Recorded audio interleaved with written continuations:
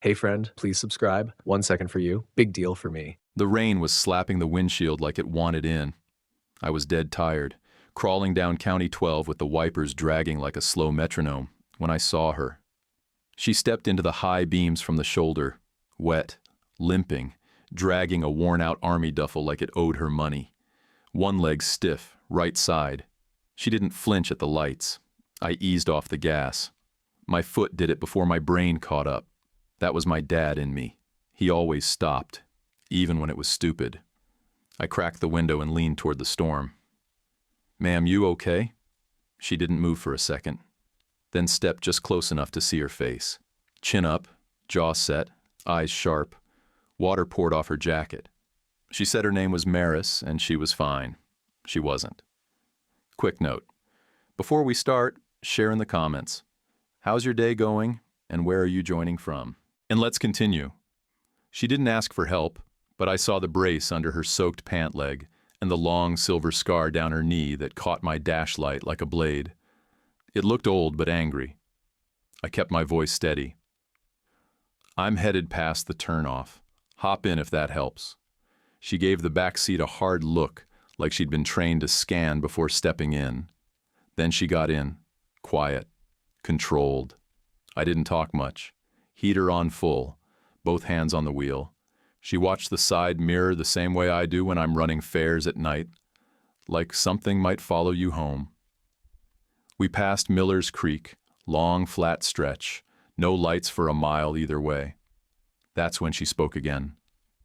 "Discharged last month," she said. "Honorable." Short and flat, like a report she'd given a dozen times. Then nothing else. I didn't ask more. I've got one rule. If someone wants you to know, they'll tell you. Otherwise, stay out of it. Pulled up at my place. Low farmhouse with a sagging porch and 3 stubborn steps. My dad left it to me, along with a few acres and a bunch of headaches. Lights were off except for the one in Toby's room upstairs. My boy's 8. He keeps a shoebox under his bed full of what he calls important things. A Hot Wheels car with 1 wheel, some rocks, a movie ticket from 3 years ago. Treasure, if you ask him. I said, "Couch is yours for the night, just tonight." She nodded. I handed her a folded quilt and poured hot water over some mint leaves. I didn't offer tea bags. I don't drink 'em, don't keep 'em. She sat stiff, didn't touch the cup. Didn't need to. Just the steam helped. Toby wandered out later, hair flattened on one side, dragging his blanket, stared at her a second, then held it out. "You want this?" he asked. "It's the lucky one." She shook her head once. "I'm good, kid." He tucked it on the armrest anyway, like it was a mission he wasn't going to argue about. I didn't sleep much. Habit, I guess. She didn't make a sound all night. Come morning, the couch was empty. Quilt folded sharp, cup rinsed and turned upside down. No note, no goodbye. But she'd left something behind. On the counter, 2 things, side by side. A purple heart with the ribbon dulled from time, and a cloth unit patch with a Velcro name strip. Callaway. I picked them up. They were heavier than they looked, heavier than they should have been. I stood there holding them while the kettle clicked off behind me. Then I wrapped them in one of my dad's old handkerchiefs and dropped them into the junk drawer, the one that never gets cleaned out. 3 days later, the envelope showed up like a punch that lands late. Plain paper, bank logo, my name spelled right, which somehow made it worse. I stood at the counter with it open while Toby built a crooked fort out of cereal boxes on the kitchen floor, narrating a battle I wasn't following. Foreclosure proceedings started. 30 days. The land was paid off clean. The house wasn't.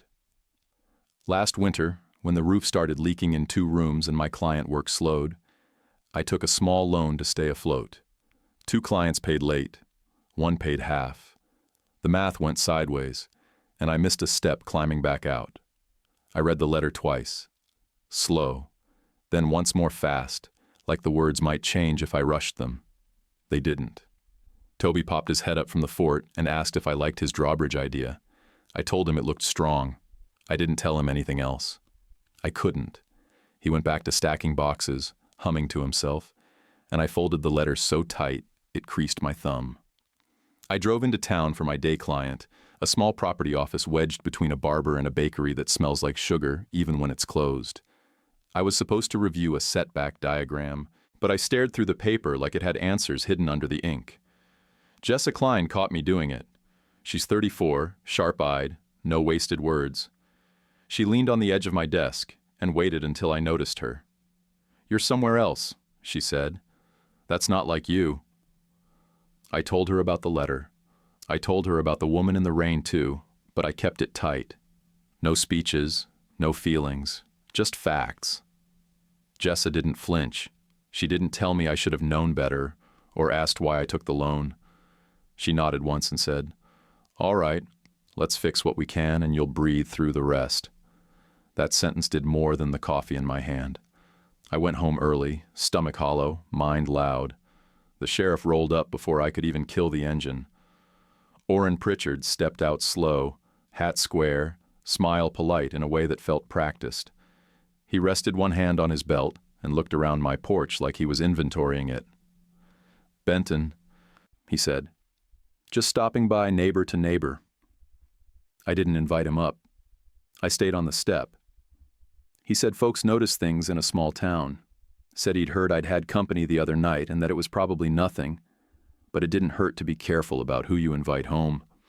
He said he was looking out for me. Then he mentioned my address had popped up on the bank's publicly posted default list. Said that kind of thing can cause confusion, especially when property lines get fuzzy and people start asking questions. "I'm just trying to prevent disputes," he said, "before they start." He slid a single page across the porch rail, called it a voluntary understanding, said it was on behalf of the County Planning Commission, a courtesy delivery, not enforcement. The paper talked about clarifying backlot boundaries while the bank sorted matters. Signing it would show good faith, avoid confusion. My gut tightened hard enough to pull my shoulders back. "I need time," I said. His smile didn't move, but his eyes did. "Of course, just don't wait too long. These things have a way of moving on their own." He tipped his hat and drove off like he'd done me a favor.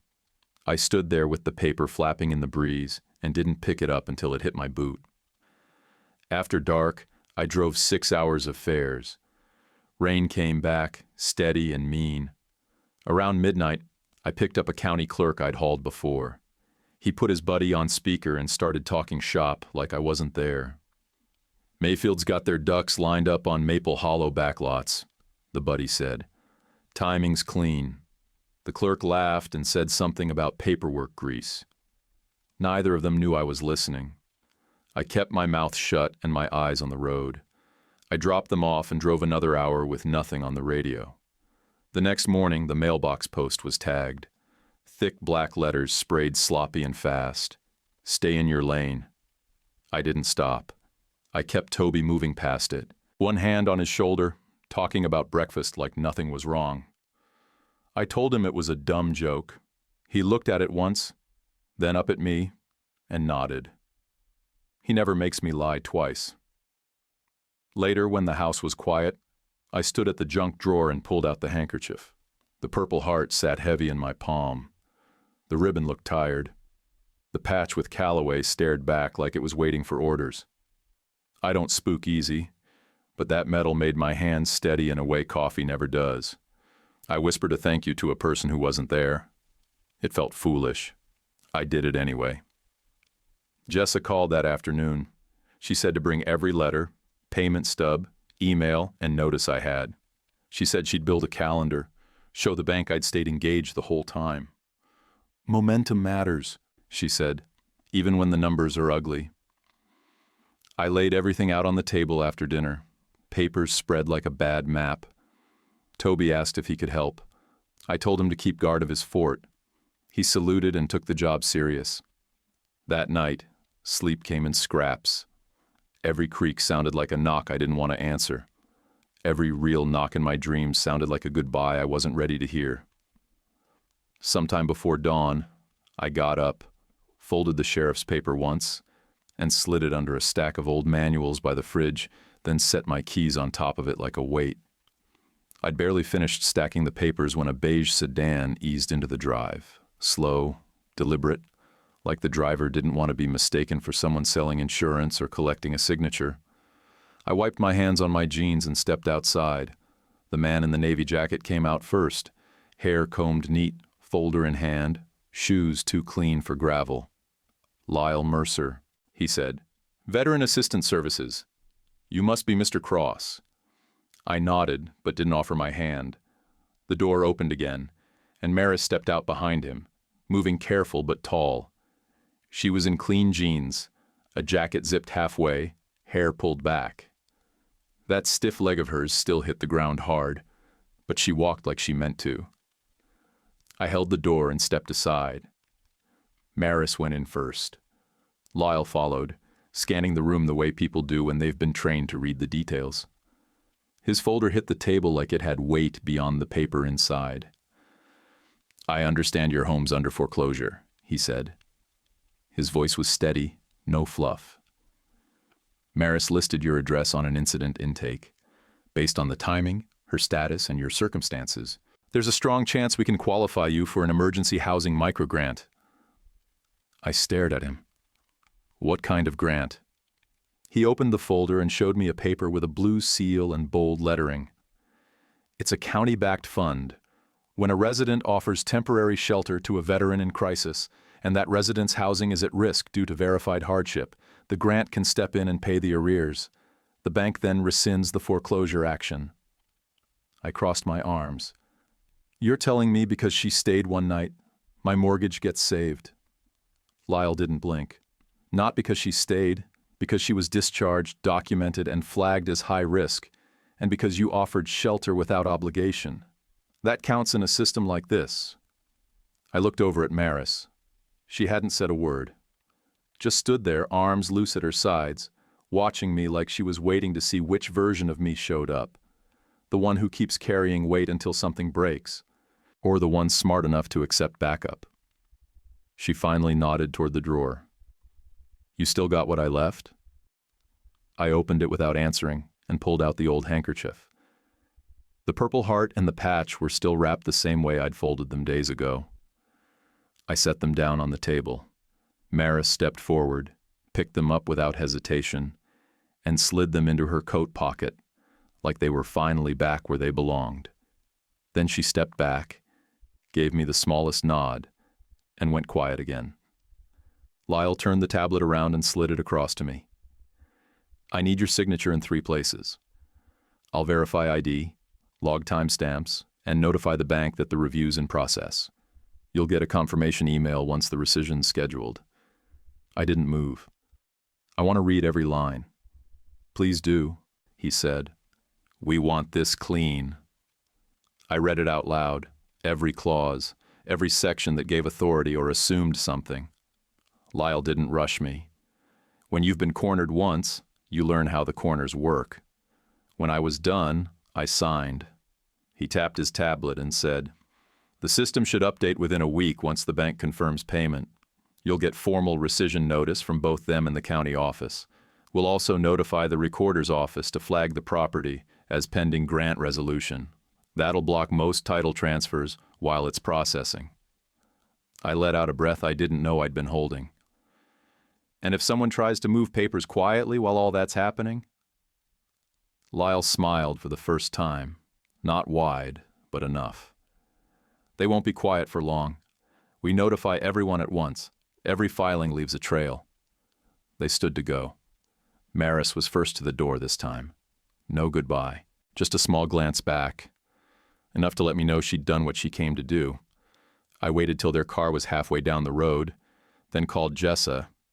As soon as I said the words, "Grant approved," she let out a whoop that blew out the speaker. I had to hold the phone away. Then I made the second call, to Sheriff Pritchard. I kept it short. "I won't be signing anything on my back lot, Sheriff.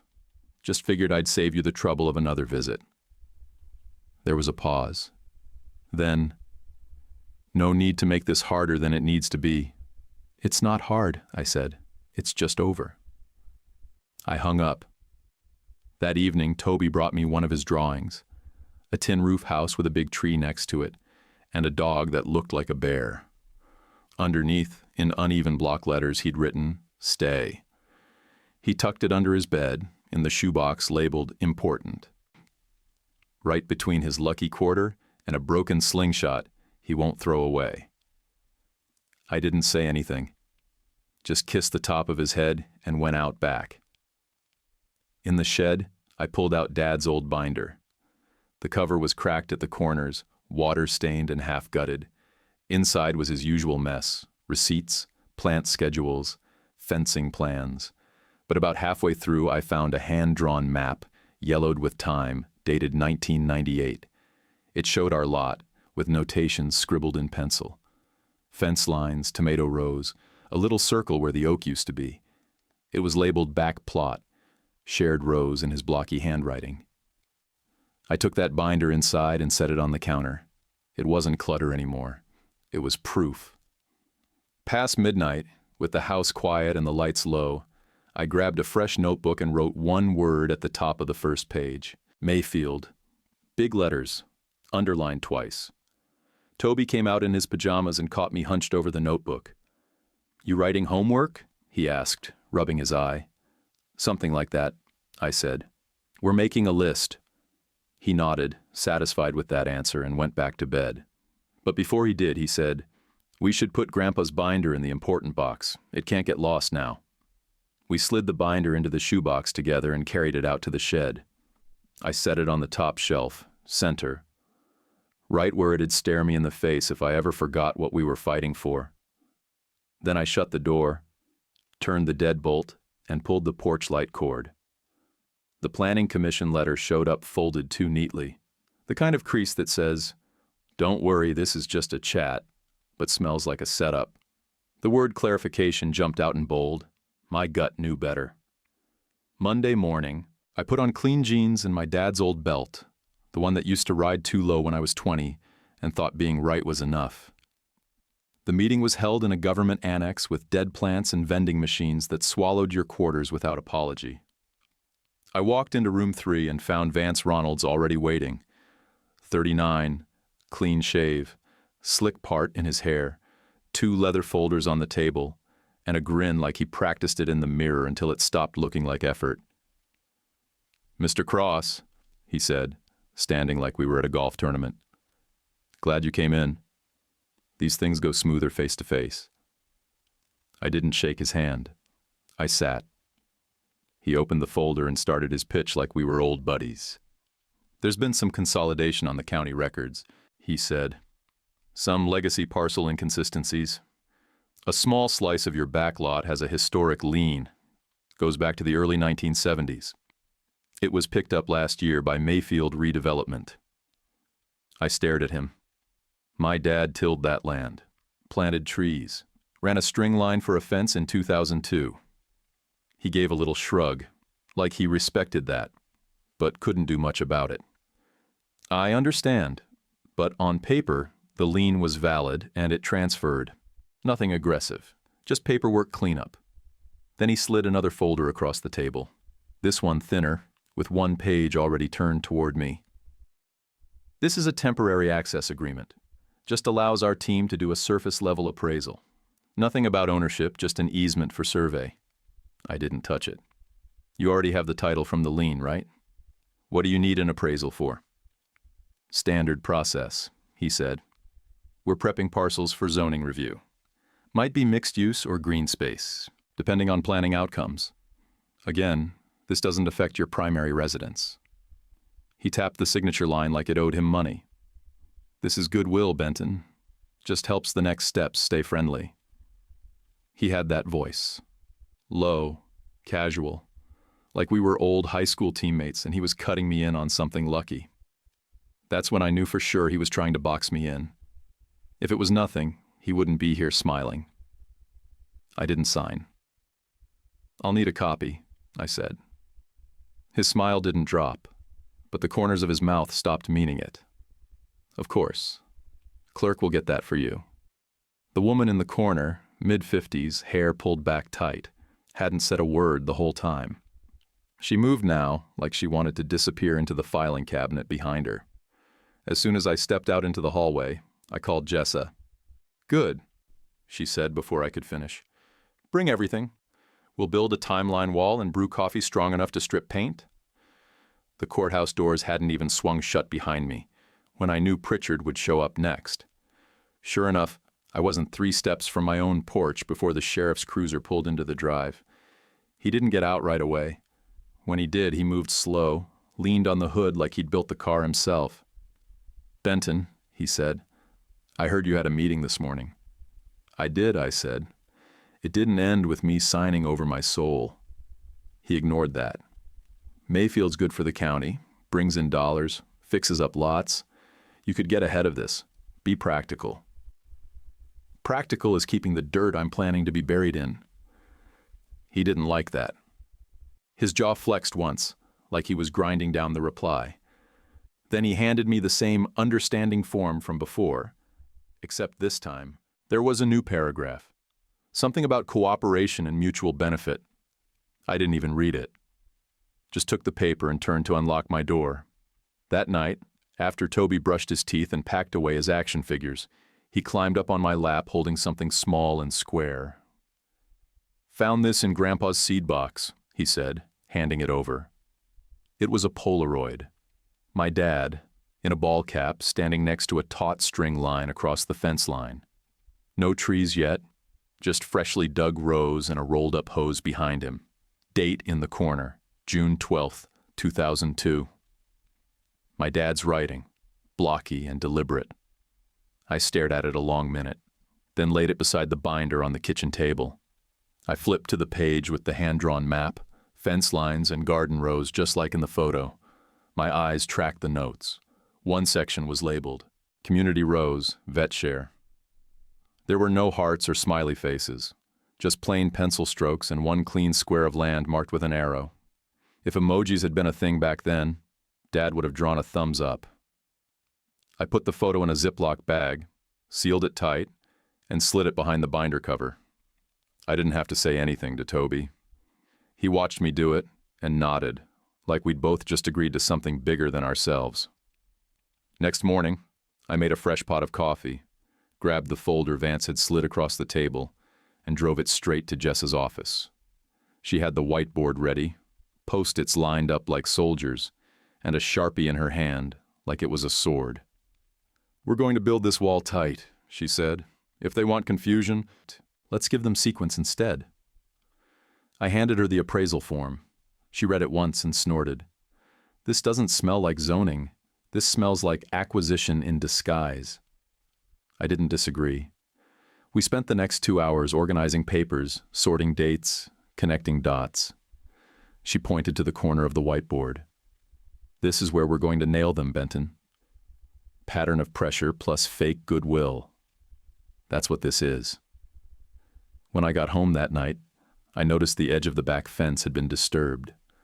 A single marker flag stuck up where there hadn't been one yesterday. Bright orange, fluttering like it belonged. I yanked it out and threw it in the fire pit. Then I went back inside and slid the new understanding sheet from the sheriff into the same drawer where the first one went. Now it had company. I sharpened a pencil, drew a box around Community Rows on Dad's map, and underlined it twice. Let them come. It was the wind that tipped me off.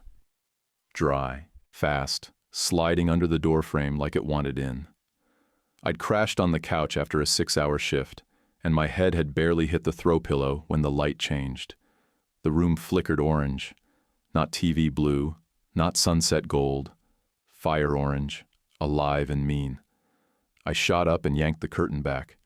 The old shack behind the fence line was lit up like a bonfire, flames curling fast across the roof, licking dry brush that hadn't seen rain in weeks. The fire wasn't wandering. It was marching. I didn't think. I just moved. Boots first, then Toby.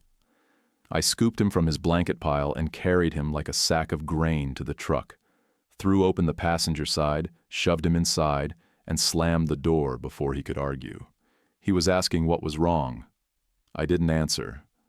I grabbed my phone with one hand and hit 911 while I ran. "Structure fire. Backlot behind residence," I said. "It's pushing toward a second building. We need units now." Dispatch said 15 to 20 minutes. We didn't have 10. I sprinted to the shed. That binder was in there, Dad's map, the Polaroid, the shoebox backup, all of it. Heat slapped my face before I even reached the door. The air had gone sour and hot, full of smoke. I coughed once and tasted metal. My eyes watered instantly. I yanked the door open and grabbed the binder. The shoebox was wedged beside it. I grabbed that too. Flames weren't far. The shack cracked behind me as wood gave out. That's when tires screamed on the gravel out front. A black pickup fishtailed to a stop. Doors flung open before the engine even died. Soren and Drew, two CERT volunteers I'd met briefly at a town hall once, ran straight for the fence. Maris came limping behind them, fast but locked in. She didn't wait for permission. Winds from the west. Burns angling toward the shed. You, get a perimeter trench cut. You, crack the hose now. Soren didn't hesitate. He yanked a canvas hose reel from the truck bed. Drew grabbed my spade and a hoe off the porch without asking. They moved like they'd drilled this for years. Maris yanked a folded tarp from the cab and headed toward the flames with a grip like steel. Her leg barely bent, but she adjusted, kept weight forward, eyes always on the line. She moved fast, like she didn't have time to hurt. Soren got the hose going, barely a trickle at first, then pressure. Drew hit the dirt, cutting a fire break near the base of the fence. They didn't yell or waste energy. It was all motion and urgency. Then I heard the truck door slam. Toby. I turned and saw him out, barefoot, clutching something against his chest, running toward the shed. The fire was maybe 30 feet out, close enough to feel. "No!" I roared, dropping the box. I ran, but Maris reached him first. She didn't shout. She didn't grab. She just threw her jacket over his back, turned her bad leg into the fire's angle, and wrapped him with both arms. A dry limb fell near them with a loud snap, close enough to throw sparks. She took the weight with her shoulder and twisted, pulling him with her. They hit the ground hard, clear of the danger line. By the time I reached them, Toby was crying and clutching his shoebox like treasure. Maris looked up, breathing hard, eyes wild for a second.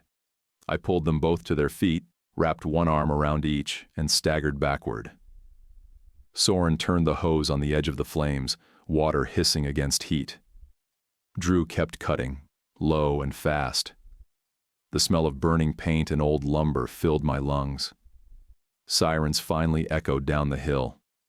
Too far to matter now, but close enough to know we'd survived the worst of it. Fire trucks rolled up just as the flames were breaking and smoke thickened low. A lieutenant jumped down and barked orders. Crews moved in, but the edges were already black and wet. "You got lucky," the lieutenant said, scanning the fence. I shook my head. "Luck wears a brace and carries a tarp."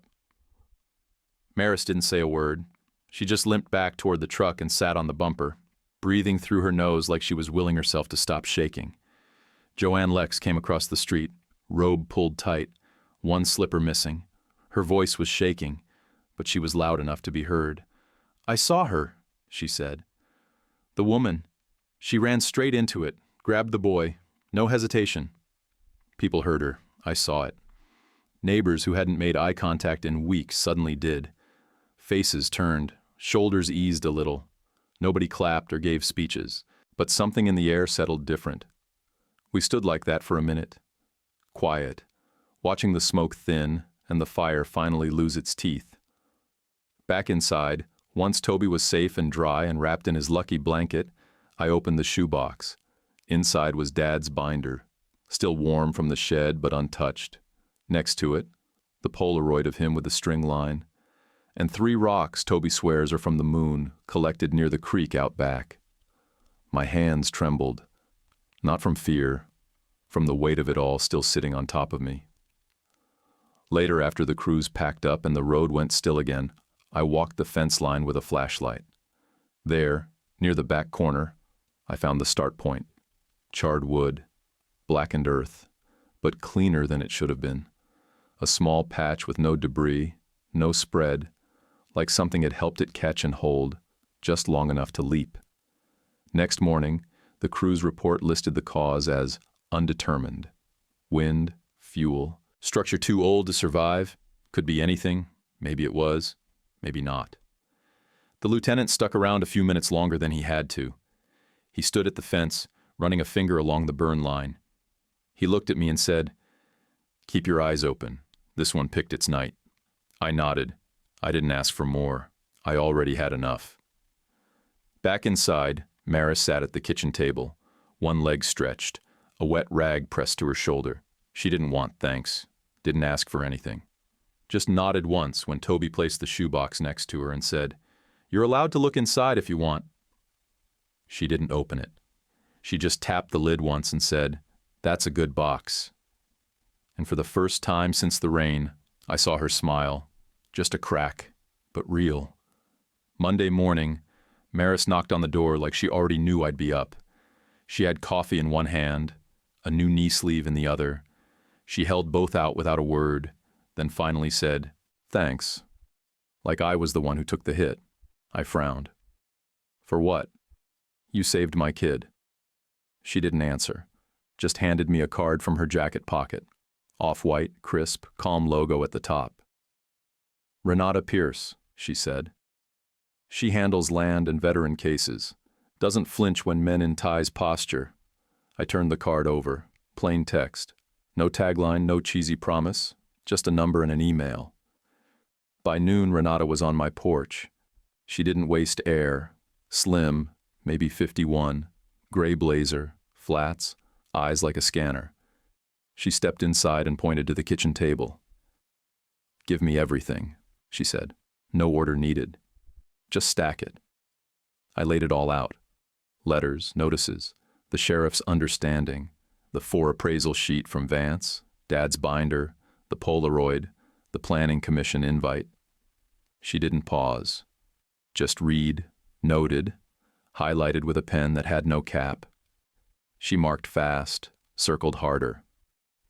"This note here," she said, tapping a spot on Dad's map.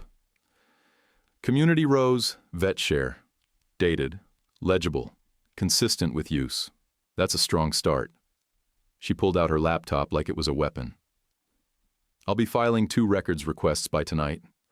One for the Planning Commission's communication logs and parcel reviews, and one for internal memos between zoning, redevelopment, and the sheriff's office." I raised an eyebrow. "They'll just scrub 'em." She didn't look up.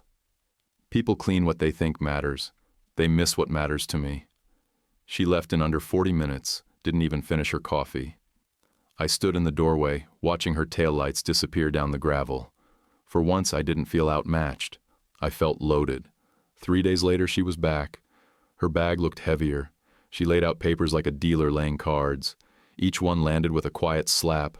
"I'm not a lawyer," I told her. "You don't need to be," she said.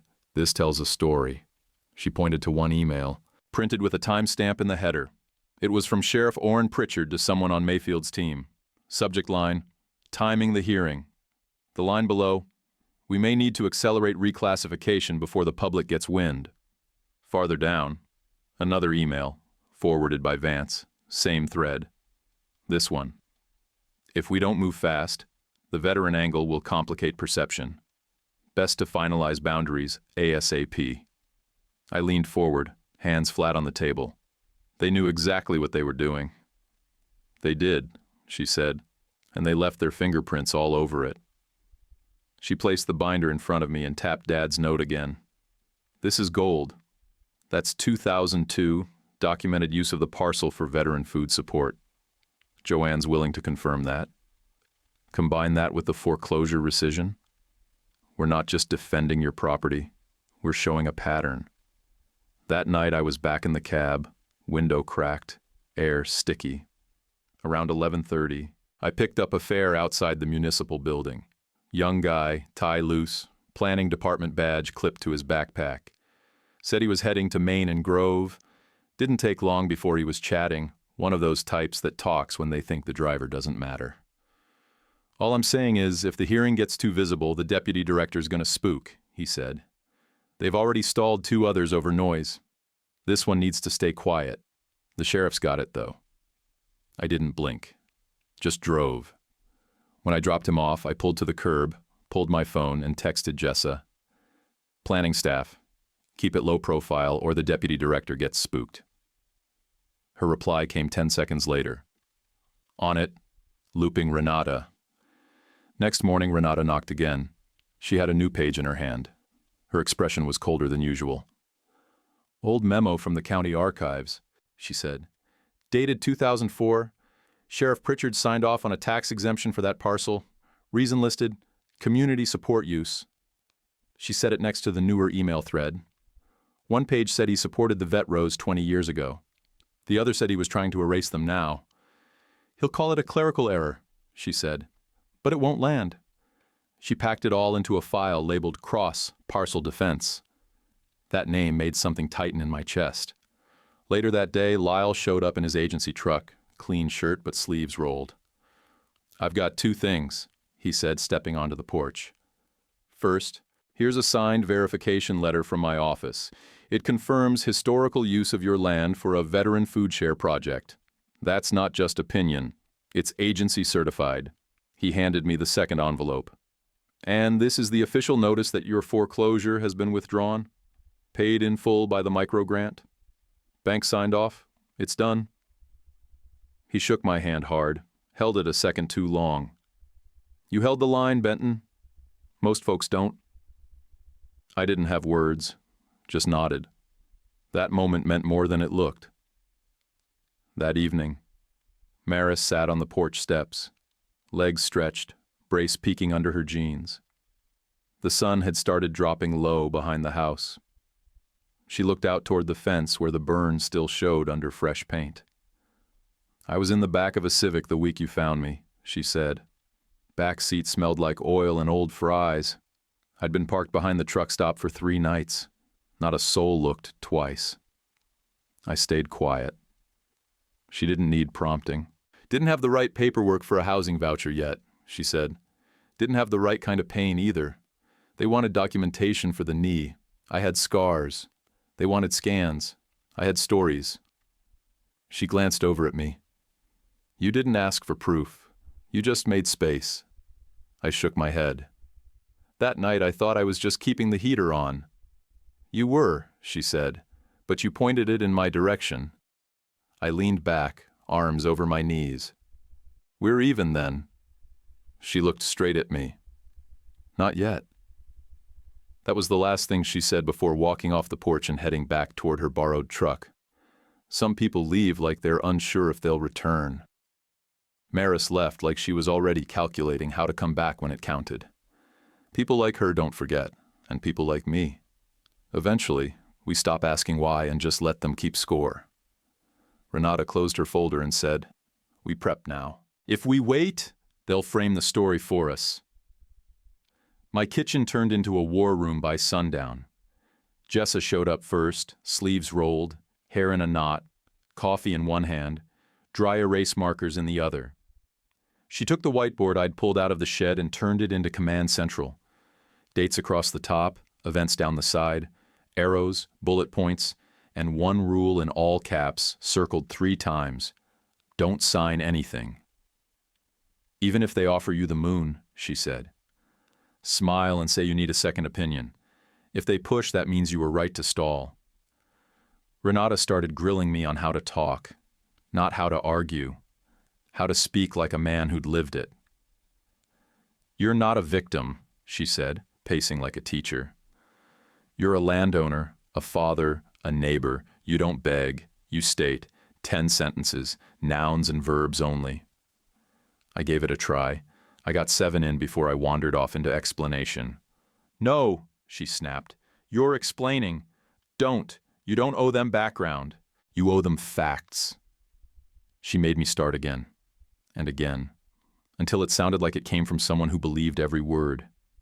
Toby sat on a stool with his little plastic watch, the one that's been stuck on 11:11 for months. He timed me like he was running a science fair. 7 seconds too long, he'd say, then scribble something in his notebook like he was planning a full report. We printed Dad's map in large format at the pharmacy down on Shelby Street. The young clerk squinted at the rolled-out copy and asked if it was art. No, I said. It's memory you can hold. He didn't ask again. Back home, Joanne Lex knocked gently on the screen door and came in with a pie wrapped in foil and a purse that looked older than I was. She stood there a long moment, then said, "I'd like to help, if you'll let me." I offered her a chair. She set the pie down and folded her hands. "I remember your daddy planting tomatoes. Gave some to my husband the summer before he passed. Told him to take more 'cause he didn't like waste." She cleared her throat. "And I'll say what I saw that night. She ran into the fire like she'd trained for it. No fear, just instinct. And you don't forget something like that." "Thank you," I said. "We could use it." Lyle came by the next afternoon to go over how the planning commission usually works, who talks first, what not to assume. "Some of those board folks don't know dirt from drywall," he said. "So keep it plain. You fed veterans, not with a grant, with sweat and a garden hose. Say that." He helped me practice once, stopped me halfway through. "You sound polite," he said. "Stop that. Sound grounded. Speak like the guy who built the fence." I went back to the shed later that night, looking for a couple more of Dad's old records. That's when I found the original understanding sheet the sheriff had dropped off weeks back, folded and shoved behind the microwave, stained from where a coffee cup leaked through it. I brought it back to the table. Renata took one look at it and nodded. "They always leave fingerprints," she said. Later that night, I let Toby pick a movie, but halfway through he got bored and wandered into the kitchen. He came back dragging a flattened pizza box and a pack of markers. By the time I noticed what he was doing, he'd written across the lid in giant letters, "This is our backyard." I didn't correct him. He held it up proudly. "We can put this on the fridge so no one forgets." "You spelled yard with an E," I said, grinning. He shrugged. "I like it better that way." I taped it up like a trophy, badge of honor, right between the overdue water bill and a postcard from my sister in Wisconsin. 2 days before the hearing, Vance left a voicemail. His voice was syrupy, almost bored. "Benton, I've been thinking. There's probably a cleaner way to settle all this. If you're open to a private arrangement, I think we can avoid dragging this into a public record. Call me back, but I'd keep this between us." I didn't call him back. I saved the voicemail and forwarded it to Renata. She didn't reply right away, just sent back a text. Let him come to the mic. We cleared the kitchen that night, made a space for the board printouts, Renata's file folders, a binder of everything Lyle had confirmed, and a copy of every single piece of mail I'd gotten since the first foreclosure letter. Jessa took a photo of the board and said, "This is what prep looks like when you're outnumbered and still intent on winning." I looked at the fridge, at the pizza box sign. "This is our backyard," I said aloud. Toby, already curled up on the couch with his blanket, stuck his hand in the air like he was swearing an oath. "It's spelled wrong, but the feeling's right." Jessa smiled. "Kid's not wrong." We didn't pretend we were guaranteed to win, but nobody in that room looked like they were planning to roll over either. The next morning, I stood in the backyard, staring at the patched corner of the fence, the scorched patch of grass still refusing to grow right, and the rows that were just barely starting to green again. I didn't say anything. I just walked the line from end to end, slow and steady, like I was dragging a string in my mind. And when I turned back toward the house, Maris was sitting on the porch steps, quiet as a shadow, sipping coffee like she'd been there for hours. She didn't speak. She didn't need to. She just lifted her mug like a toast and waited to see if I'd flinch. I didn't. The county planning commission room smelled like floor wax and old folders. The lights buzzed low overhead, and the chairs squeaked if you shifted wrong. I counted 10 people at the front. 4 board members, 1 county recorder, a zoning rep, and the rest probably there to make sure the rest behaved. No flags. Just dry air and eyes that didn't blink much. Renata sat to my left, calm as a chess player. Jessa was 2 seats down with her notepad, her coffee, and that stubborn set to her mouth. I had Dad's map folded neat in my lap, and Toby's pizza box sign still sitting in my truck out front, just in case.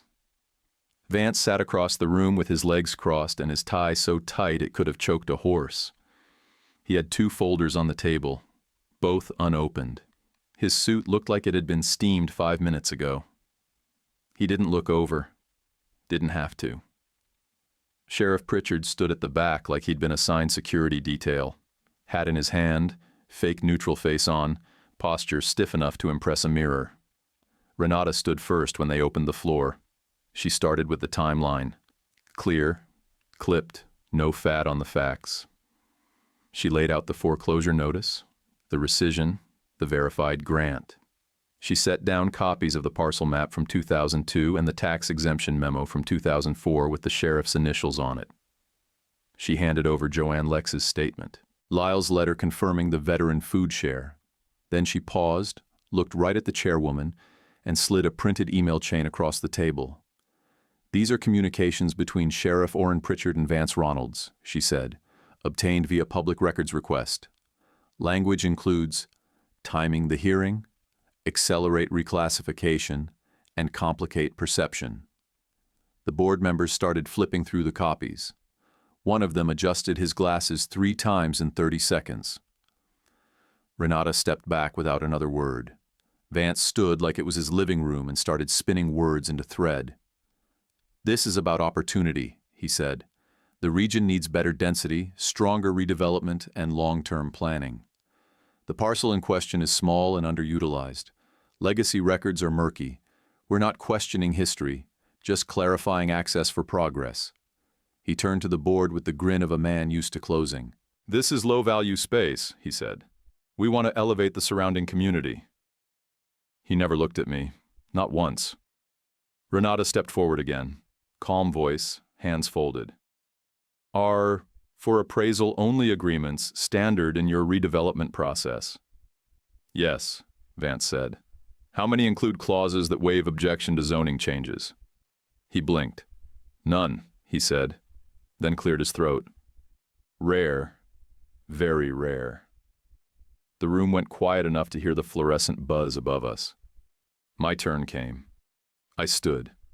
I kept both hands on Dad's map and let my voice do the lifting. I'm not a lawyer, I'm not a developer. I'm a dad. I drive a cab, fix roofs, and mow my own fence line. I've lived on that property most of my life. That strip out back? My father planted tomatoes and beans there every summer. He called it Community Rose. Veterans came out. Neighbors, too. Didn't matter who you were. You walked the line and took what you needed. I unfolded the map and held it up. That's his drawing. That's his handwriting. That's the ground he broke. I lowered it and looked around the room. A fence is a line you hold with your back and your time. You don't erase that because someone sees it as low value. That ground fed people, still does. I sat. Then Joanne Lex stood up in the back, both hands tight on her purse. She didn't need a mic. Her voice hit the front row. I watched a woman run into a fire, she said. She didn't hesitate. Saved that boy. She nodded toward me. Same boy whose grandpa gave my husband tomatoes back in 2003 when he was sick and couldn't garden anymore. Her voice cracked just a little. People can say what they want, she said, but I saw who helps and who talks.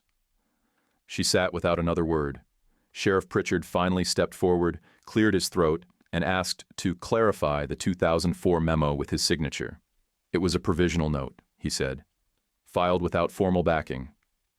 Clerical oversight. Renata didn't move, just stepped to the table, flipped the memo, and read the last line out loud. Use confirmed. No emotion, just words. And then she stepped back, arms crossed, like she was waiting for someone to call her bluff. No one did. The vote came quicker than I expected. All 4 board members looked at each other, nodded like they'd already had the conversation in their heads, and voted down Mayfield's claim. Unanimous. The protected community use designation was restored. They also opened a formal ethics review. 3 words that hit harder than any raised voice. A clerk handed me a stamped copy of the ruling. My hand shook a little when I took it. Not fear, just the release of holding too much for too long. Vance stood, buttoned his coat, and walked past without looking at anyone but me. He gave a single nod like we'd tied. I didn't nod back. Outside, the light was brighter than I remembered. Not better, just sharper, like it had teeth again. A week later, I saw the local station's headline flash across my phone while I was waiting in the carpool line for Toby's school. Sheriff Orrin Pritchard placed on paid administrative leave pending internal inquiry. It wasn't a parade or a takedown, but it was something. The quiet parts had been said out loud, and people listened. The ground still smelled like ash when I started digging. It was a Saturday, and I didn't want help. Didn't mean I didn't get any. I cleared the scorched brush by hand, shoveling out black dirt until the soil came back brown. The fence line had one post still half charred, so I dug it up and replaced it with new cedar. Didn't need it fancy. Just honest. I laid out a basic trellis frame with scrap I had in the shed. Around noon, a truck rolled up. I didn't look up until boots hit gravel. Soren, Drew, and Maris. 3 lengths of reclaimed cedar slung across the truck bed like they'd just pulled them from someone's forgotten project. "Fair trade," Drew said, setting them down. "You gave us coffee and a reason to show up." Maris handed me a bottle of water. Her knee was wrapped better this time, and her face looked like sleep had finally shown up and stayed the night. I built a bench from 2 of those planks right there by the garden rose. Nothing fancy, just sturdy and low to the ground. On the 3rd one, I pulled out my old wood burner and pressed in 2 words, slow and steady. No questions. Jessa came by with lemonade halfway through, looked at the bench and rolled her eyes. "That's your motto now?" she asked, handing me a cup. "It fits," I said. "Folks that get it don't need the rest." She laughed and sat down like the spot had been waiting for her. Later that evening, Lyle showed up in a county vehicle, no badge, off the clock, but still official in his posture. He handed me 2 envelopes, one thicker than the other. "First one is your formal rescission notice," he said. "Foreclosure dismissed, parcel designation confirmed, county seal and everything. And the second?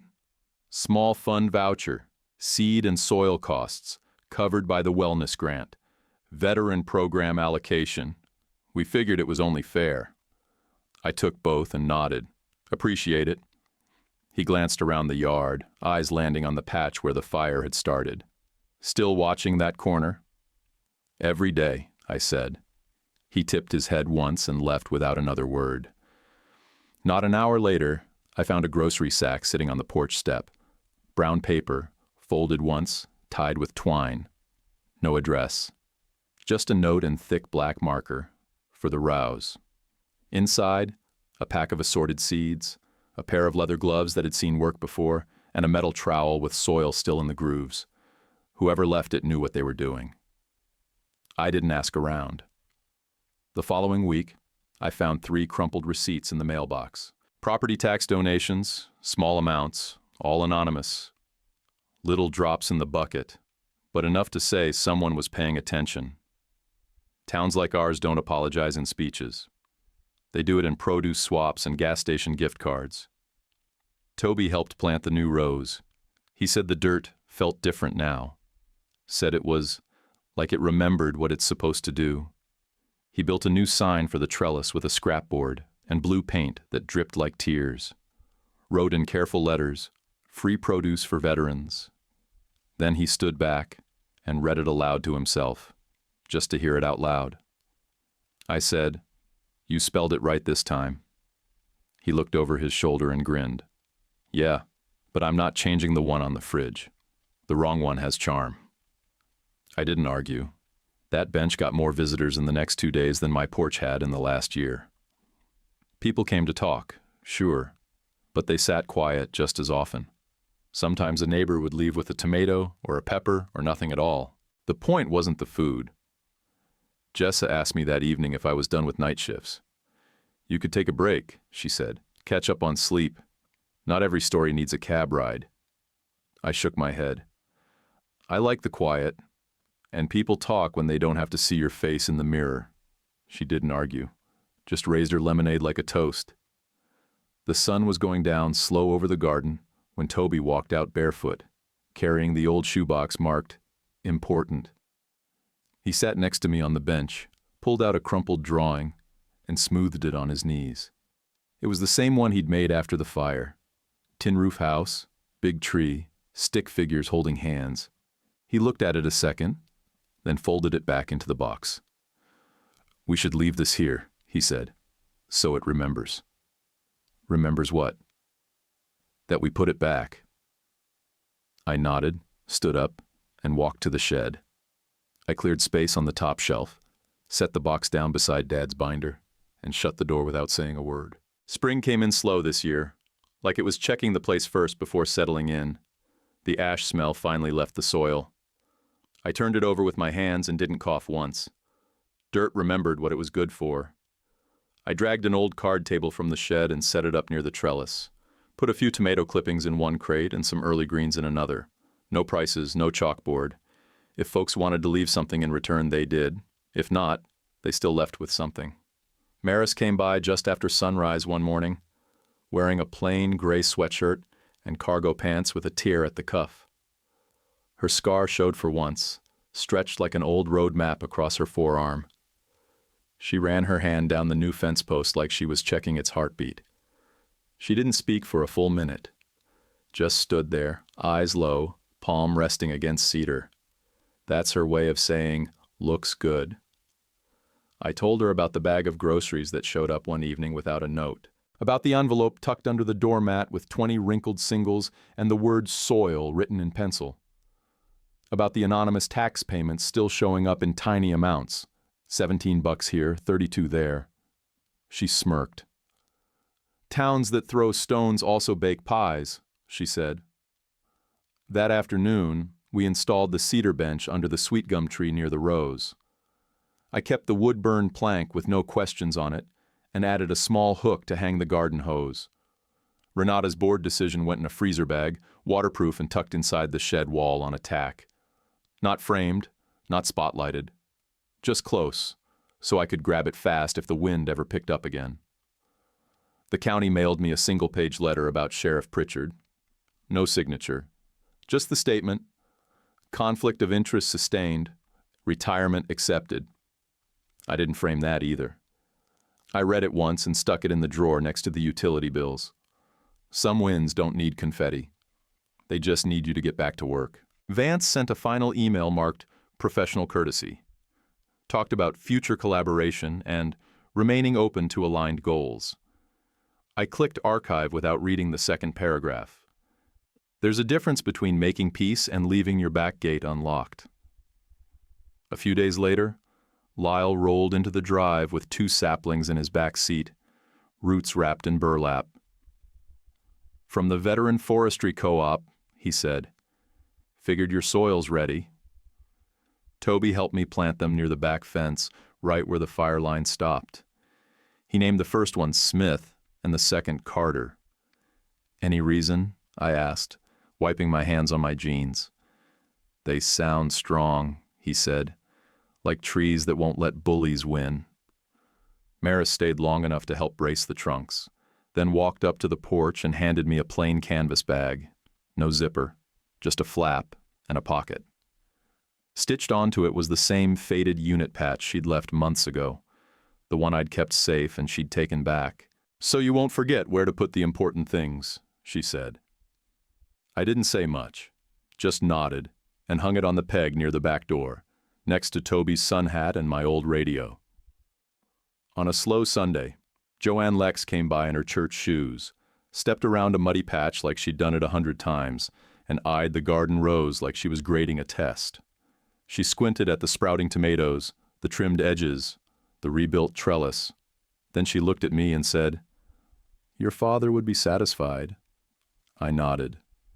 I'm trying to be the kind of neighbor he'd brag about. Quietly. She smiled. He was never quick with compliments, but he bragged plenty when nobody was listening. She walked back home with a handful of basil and didn't ask for anything in return. Tonight I'm sitting on the cedar bench, dirt still under my nails, while Toby chases lightning bugs with a plastic jar and no lid. The rose breathed different now, like a person finally letting their shoulders drop after carrying weight too long. I'm not a hero. I'm just a guy who got his ground back and used it the way you're supposed to, so it feeds more than one mouth. That's all my father ever expected. And if there's revenge in this, it's simple. The ones who tried to take it from us now have to drive past and see what we built without them. Hey, real quick before you scroll, have you ever had to stand your ground when someone tried to quietly take what mattered to you? If you've got hype, tapping it helps this story reach more folks who need it. And if you haven't yet, hit subscribe and give this video a like. It's one click, but it means a lot to us. Drop a comment too, even just good story or your thoughts. I read every single one. YouTube picked this for you. Tap it. Let's see if they guessed right.